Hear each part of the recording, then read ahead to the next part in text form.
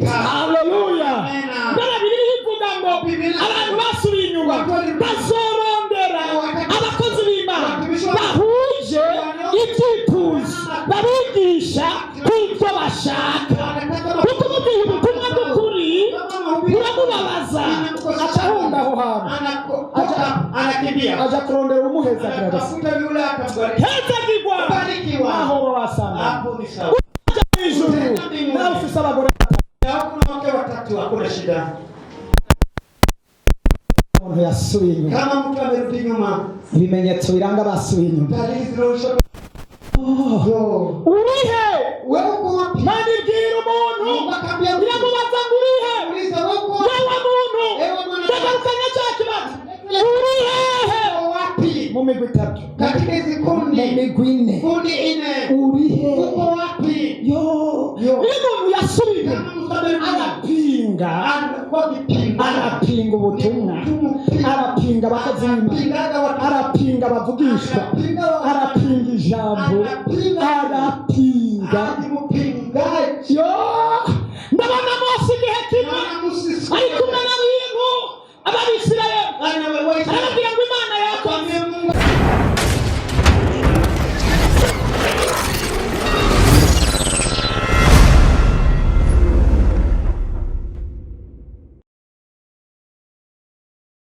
haraba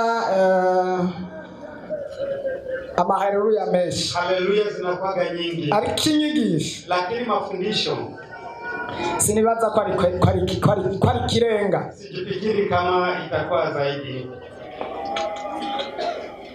Reka rero dusome ijambo ry'Imana. Sasa tusome neno la Mungu kugira ngo twinjire mu nyigisho zacu. Kwa mafundisho yetu uko biri kose uyu munsi, jinsi ilivyo vyovyote leo, ndazi nimba ukunda ijambo, kama unapendaga neno, uraza guhezagirwa. utabarikiwa tu. Uyu munsi ni inyigisho, leo ni mafundisho. mwihanganire inyigisho, vumilie kwa mafundisho. Reka dusome ijambo ry'Imana. Acha tusome neno la Mungu. Ariko imbere yuko dusome ijambo ry'Imana, kabla tusome neno la Mungu, hari ikibazo no kubaza. Niko na swali nitakuswali. No kubaza ikibazo ninaweza kuuliza ulizo. Kivuga ngo uri hehe? Inauliza wewe uko wapi? Ubu uri he? Kwa sasa uko wapi? Iyi minsi uri he? Kwa siku hizi uko wapi? Uyu mwanya uri he? Kwa huyu muda uko wapi? Teme ijambo tugiye kwiga, neno tunaenda kufundisha, ni iri jambo nyene rivuga ngo uri hehe? Tunasema uko wapi?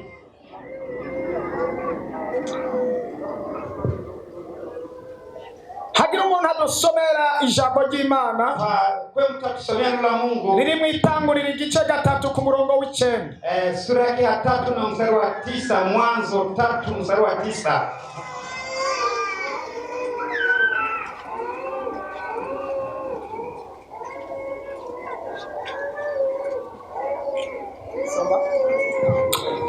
Turasoma mu izina rya Yesu. Uko icyaha cyaje mu isi. 9. Uhoraho Imana ahamagara uwo muntu, aramubaza turi hehe? Aramwishura nawe nyene. Ni hapo tu. Ndasubira mu izina rya Yesu. Uhoraho Imana ahamagara uwo muntu, aramubaza turi hehe? Niryo jambo nyene rivuga ngo uri hehe? Eti uko wapi?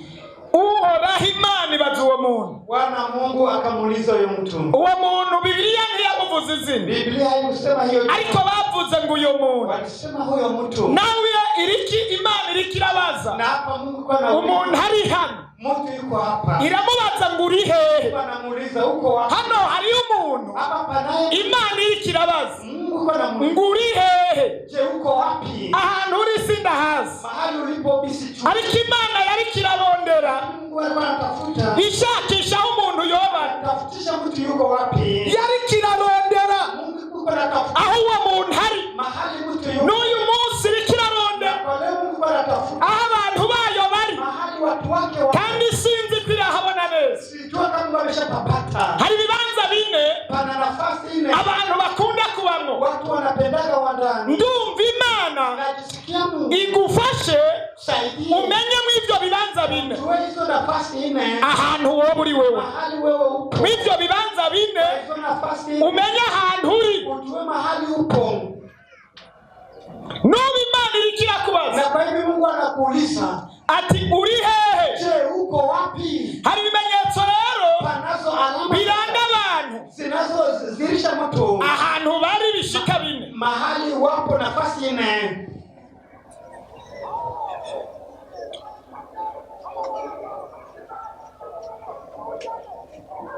Turiga ku bintu bine. Tutajifunza kwa mambo mane. Icambere, jambo la kwanza, hariho umuntu ahagarara neza mu Mana, anasimama vizuri ndani ya Mungu, ahantu abari mu Mana, mahali anaishi ndani ya Mungu. Nico gituma Imana ibaza, Ndio Mungu anauliza, mbega wowe uri mu Mana? Je, unaweza kuko ndani ya abantu bane, watu wanne, umwe usanga ahagaze mu Mana, mmoja iko ndani ya Mungu, ariko Imana ibifise amakenga, lakini Mungu kuna mashaka y'umuntu ahantu ahagaze. na mtu mahali anasimama. Igihe yabaza uyu muntu, Na wakati aliuliza, yamubaza ngo mbega urihe? aliuliza je uko wapi? Hari ahantu yari yaramusize, Bada mahali alikuwa amemweka. bivuga ngo irarema abantu, umuntu Kaumba mtu, imushira ahantu, ikamweka, imubwira ko izokwama iziramuraba, amwambia atakuwa na mtembea, izokwama imugendera. atakuwa na mtembea. Igihe kimiraza Siku moja Mungu iramurondera iramubura, akamtafuta aba yavuye mu kibanza yamusizemo.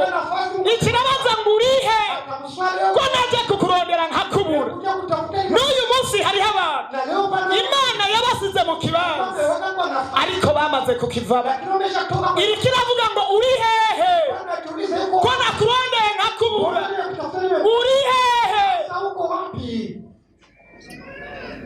Imana idufashe cyane. Bwana tusaidie sana. Imana itugire neza. Bwana tendee vema. Guhagarara mu Mana Kusimama ndani ya Mungu birasaba inkomezi nyinshi, inaomba nguvu nyingi sana, kandi birasaba kwitanga cyane. inaomba kujitoa sana. Iyo umuntu ahagaze mu Mana, Ikiwa mtu anasema ndani ya Mungu, yo Imana idufashe. Mungu atusaidie. Reka turabe umuntu ibiranga umuntu ahagaze mu Mana. Tuangalie inayozilisha mtu kwa ndani. Dufise imigwi ine. Tunazo kundi. Umwe n'umuntu ahagaze mu Mana, Mmoja ni mwana anasema ndani ya Mungu, uwundi n'umuntu ataramenya Imana. na mwingine bado hajamjua Mungu. Hariho umuntu ahagaze neza mu Mana, Anaye mtu anayesimama vizuri ndani ya Mungu. hakaba n'uwundi Anaye mwingine ataramenya Imana, bado hajamjua Mungu. hakaba n'uwundi muntu Anakuwa na mtu mwingine w'intumwa ya Shetani, mjumbe kama wa Shetani. hakaba n'uwundi muntu Anaye mtu mwingine yasubiye inyuma, alisharudi nyuma, yavuye mu vy'Imana. alishatoka ndani ya Mungu. Iyo ni migwi ine. Hiyo ni kundi ine. Sinzi ko mwumvise iyi migwi. Sijui kama nasikia kundi. Hariho umugwi w'umuntu ahagaze mu Mana, Anaye mtu anayesimama ndani ya Mungu. hakaba n'uwundi muntu Anaye mwingine ataramenya Imana, bado hajamjua Mungu. kandi abo bose bafise ibibaranga. Hao watu wana mambo na watu. Hakaba n'uwundi muntu Anaye mtu w'intumwa ya Shetani, kama mjumbe wa Shetani. akaba ahantu hari intumwa ya Shetani, Basi lakini mjumbe wa Shetani. hakaba n'uwundi muntu Anaye mtu mwingine yavuye mu Mana. alishatoka ndani ya Mungu. Yesu adufashe. Yesu atusaidie. Mw'iyo migwi itatu Hizo kundi, uri hehe? wewe uko wapi? Mw'iyo migwi ine Hizo kundi, uri hehe? wewe uko wapi? Mu bahagaze neza mu Mana, Je, unakuwa unasimama vizuri ndani ya mu Mungu? bantu bataramenya Imana, Na watu hawajamjua Mungu. mu bantu basubiye inyuma, Wale watu wamerudi nyuma. mu ntumwa za Shetani. Kama wale wajumbe wa Shetani. Baza mugenza watari uri hehe? Uliza ndugu yako, je, uko wapi? Mubaza turi hehe? Muulize, je, uko wapi?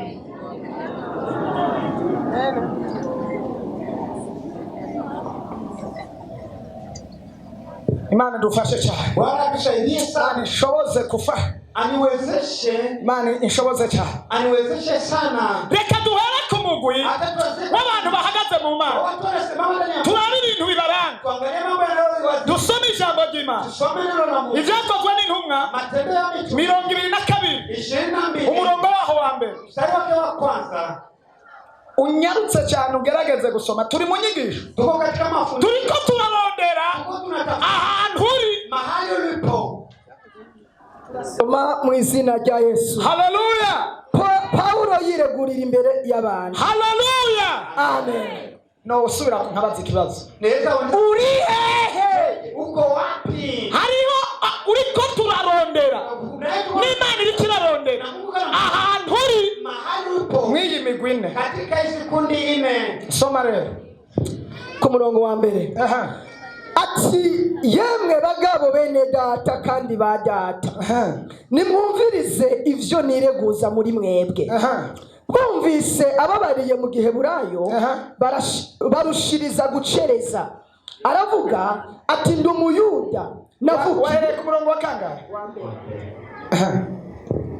gatatu ati ndi umuyuda navukiye i Taruso h'Ikilikiya, ariko nakuriye muri iki gisagara nigishirizwa imbere y'ibirenge vya Gamaliyeli nk'uko uruhande rugoye rw'ivyagezwe vya basogokuruza ruri. Ngira ishaka ry'Imana nk'uko namwe mwese murifise uyu munsi, kandi nahamana abakurikira izina rya Yesu gushitsa bapfuye, nkababoha nkabashira mu mabohero abagabo babo n'abagore. Kandi n'umuherezi mukuru nawe arashingira intahe y'ivyo bo n'abanyekombe bose. Nibo bampaye ivyete vyandikiwe bene data b'i Damasiko, ikinjanyeyo ari ukuzana i Yerusalemu abaho nabo bari mu ngoyi ngo bishure. Gatandatu nuko ngigenda shitse hafi y'i Damasiko hari nko mu mashoka umuco uhambaye uza giturumbuka uvuye mu ijuru unkayanganira ijya nino. Nikubita hasi numva ijwi rimbaza riti Sawuli Sawuli umpingira iki? Nanje ndabaza turinde ga mwami. Aranyishura ati ndi Yesu Umunyanazareti ubu uriko urahiga. Kandi nabo twari kumwe umuco barawubonye, ariko nibumva ijwi ry'uwo tuvugana. Ndamubaza ntingirene ga mwami. Umwami aranyishura ati va hasi ushika i Damasiko, niho uzobaririrwa ivyashinzwe ni gice kirekire, ariko reka dushaka tugezaho. Hariho umurongo utari bwashikeko, ariko nshaka ko mvuga kugira ngo tubandanye kubera umwanya ari munini. Ni umurongo uvuga ngo imisi yose ariko arisigura haruguru, niko hatubwiye ngo yisigura imbere y'abantu. Hagera igihe bariko baramusambisha, ijambo nashaka ni rivuga ngo yisigura avuga ngo igihe cyose n'amanijwi ritanyagiriza ikibi, n'amanijwi ritanyagiriza icyaha, naho yari karahama abantu we ntiyarazi ko ariko arakora ikibi. Ariko ijambo rikomeye hepfo, amaze guhinduka, amaze kwihana, amaze kumenya yuko Imana yamuhamagaye, abaho afashe ingingo ivuga ngo uhereye isaha ko namenye ukuri, nzokwama n'amanajwi, nzamana n'amanijwi ritanyagiriza icyaha mu buzima bwacu. Afata imigambi yo kwirinda ibihe byose, bisigura ngo icyaha cyose cyaza ku buzima bwiwe yakigwaniriza kure kitaramwegera. Bisigura ngo ahuye n'ingorane bituma ko akora icyaha, niyakimarana iminota ibiri yarondera umukozi w'Imana uwo mwanya akihana. Ijambo afise ni mu mutima wiwe nta cyaha cyabaye, yamanijwe ritamwagiriza icyaha. Iyo umuntu Imana idufashe cyane. Haleluya. Ariko nagomba nakubwira wamenye Kristo neza. Narafashijwe ku munsi wa gatanu, harimo umuntu yatubwiye hagati hari umukobwa, hari umuhungu umwe.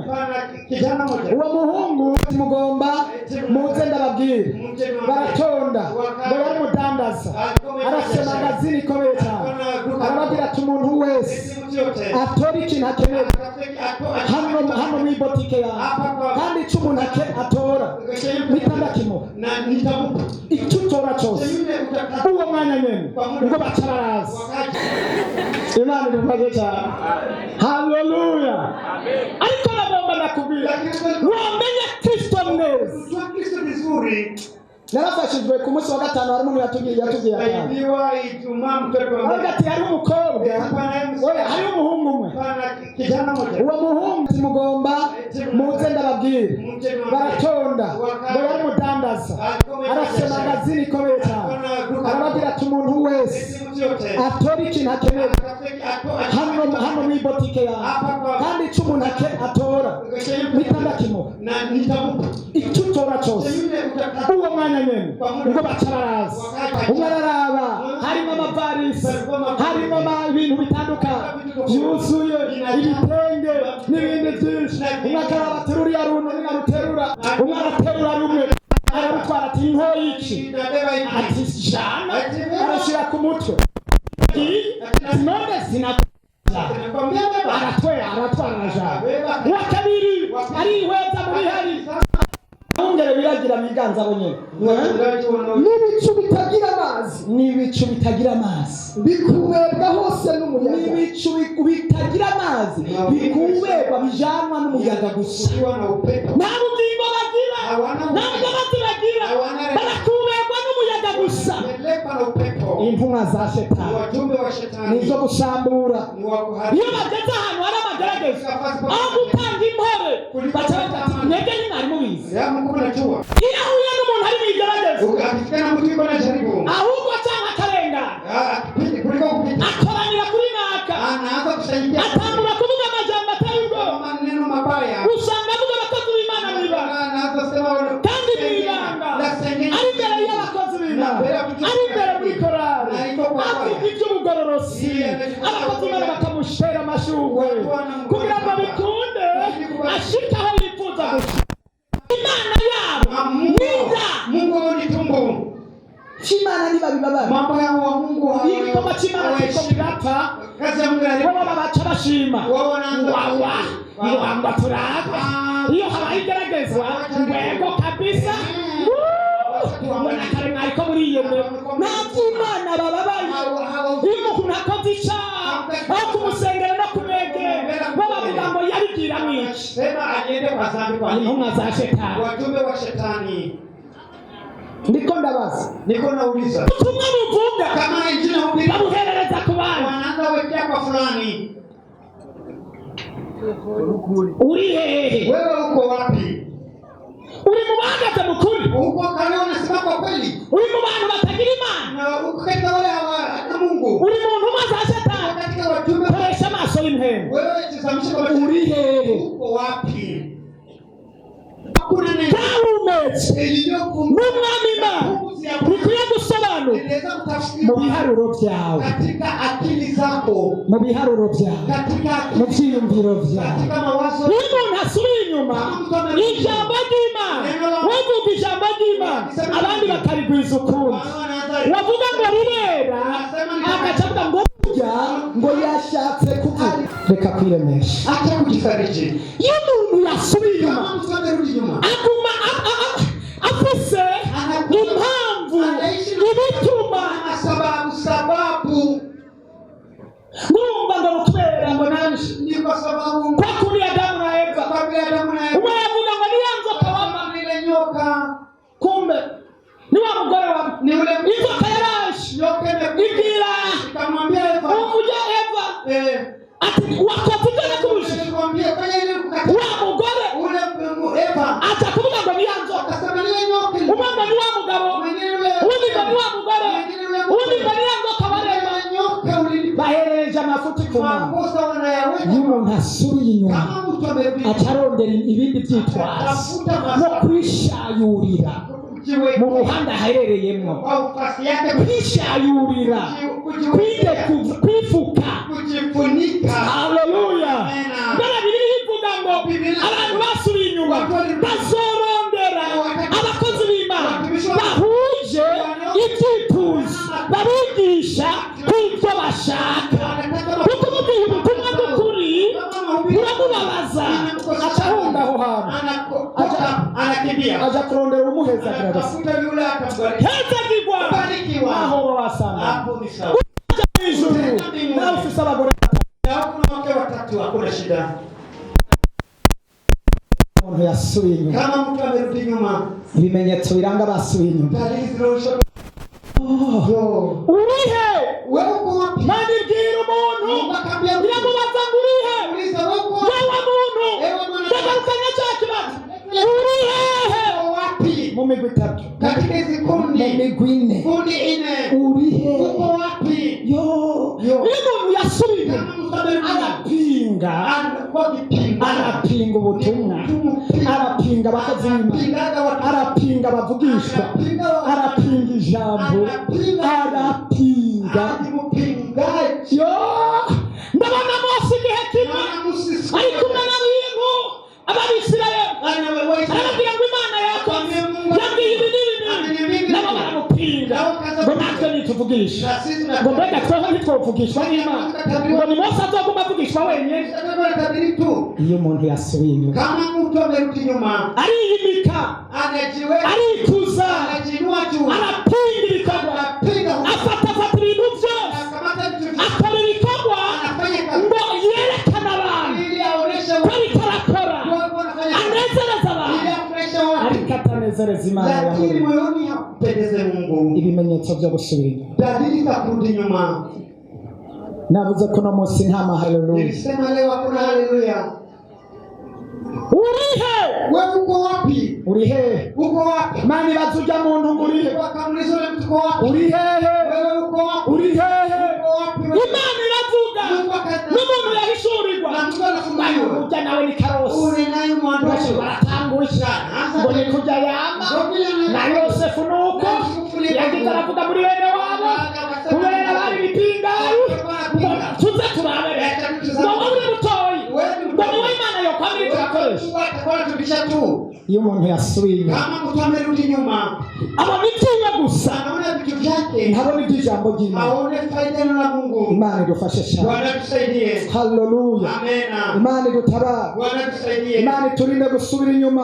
Tutumie kurudi nyuma. Oh, iyo umuntu yasubiye Kama mtu amerudi nyuma, atakaza ukwizera. anapoteza iyo umuntu yasubiye Kama mtu amerudi nyuma, aheba gusenga agira inyota nke y'amasengesho agwa mu bugaragwa anaishi tangu agira amasengesho yo gufatafata tafutisha gutomboza kufanya tombola bahati.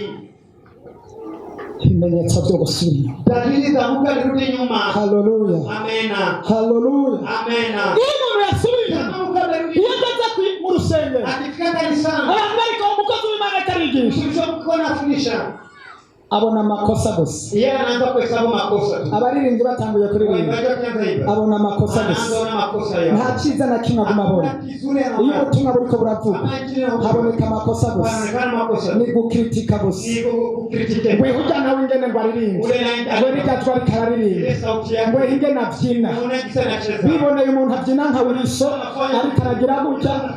Hari n'undi mukobwa wa Yesu ari heza, Ile vitu wewe. aha Meriba arigirira gutya akigirira gutya, ngwe ingene yishima. Unajisikia unajivuna. Aha.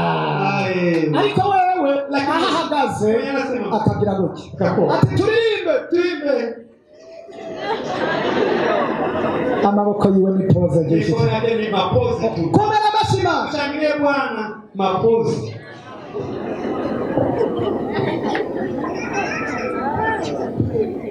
Majivuno. Mani turinde gusubira inyuma. Mungu atuchunge kurudi nyuma. Haleluya. Amena. Haleluya. Amena. iyo umuntu yasubiye inyuma Kama mtu amerudi, ntiyemera guhanurwa hakubali maonyo. ashobora guhanurwa Hawezi kubali umubwira kuongea. ijambo ry'Imana nawe agacaza n'irindi jambo akatarindi irindi sobanuro wazana Bibiliya ntivuga iki Sasa Biblia inasema bivuga gute wamwereka ijambo iri avuga ngo rega natwe Bibiliya turayifise. Biblia tunaijua. iyo umuntu yasubiye inyuma abona ko abantu bose bangana n'ababa banduzwa amavuta bona bangana n'abamuruta mu myaka bona bangana n'ababyeyi biwe bona bangana nahanurwa ntakigwa n'inama Ashauriwi. iyubaha n'uburongozi n'abaganza bose nabubaha n'abategetsi abaribo bose nabubaha ababona amakosa Anaonaga makosa. Ngo ariko we nari kugira kutya, Kama mimi ngo nari kugira biriya. sasa nimefanya vingine. Iyo umuntu yasubiye inyuma mu Mana, Mungu amerudi nyuma ndani ya Mungu. yo Imana idufashe kuba twibere mu mugwi wa mbere w'abahagaze bari mu ntama. Haleluya. Imana ishimwe. Haleluya. Haleluya. Yo Imana idutabara. Iyo umuntu yasubiye inyuma ijambo ry'Imana riramurambira arambirwa n'ingoma yumva akwiye kwibera mu kayaga gusa mu minsi mikuru muri ruweruwe ibyo gusa iyo bageze mu ijambo aca yumva umenga ni mu rurazi aca yaba ku isaha cyangwa umenga badutebeje aca atandi maporogaramu. Iyo umuntu yasubiye inyuma Bibiliya ivuga ngo iyo umuntu ashonje umutima ushonje ibirura byose birawusosera ariko umutima uhaze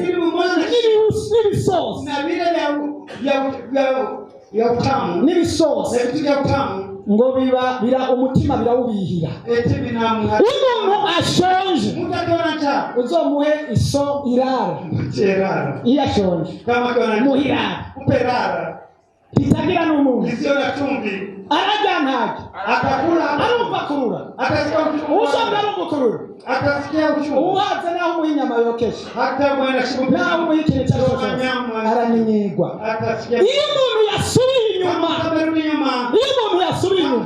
ahimba ijambo ry'Imana anyinyigwa ijambo ry'Imana anyinyigwa mu gutazira Imana. Iyo hari ibikorane byo gutazira Imana abo bantu nabo bama muri ibyo ariko umuntu anyotewe amazi yari hose arayondora akayanywa.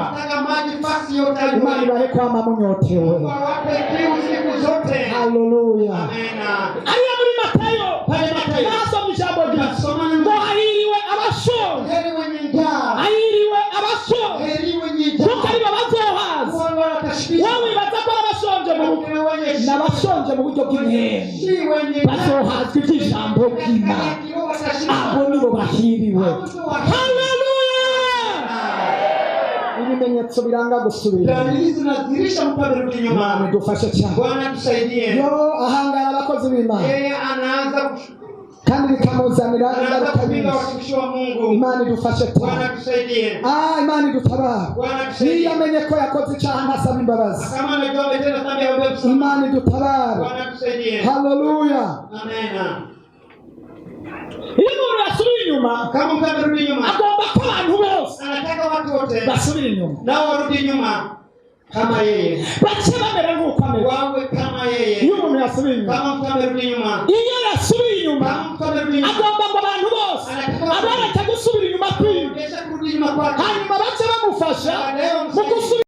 Nashobora kugwa mu makosa yayijyanamo wenyine, arondera abantu bandi bashyira mu makosa kugira ngo bapfane ili wafe pamoja.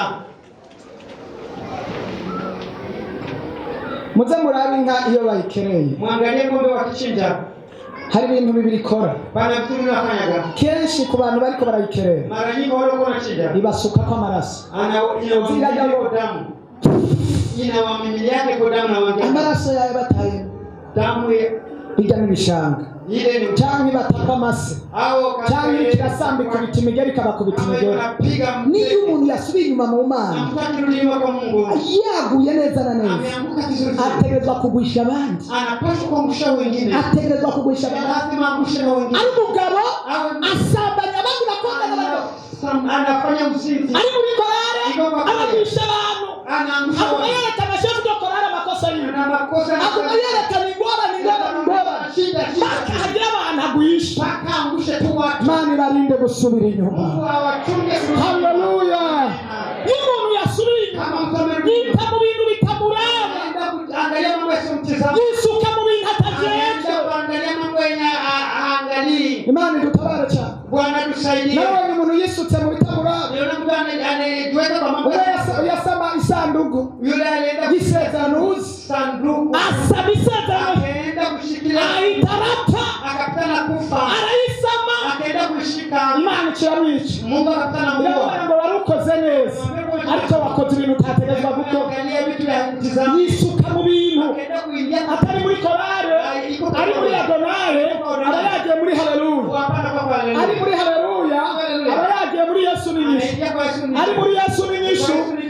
ubwenge mu bintu ibyo ari byo byose, abari muri protocol, abari mu badiyakoni, yumva ibintu byose ari we yabikora.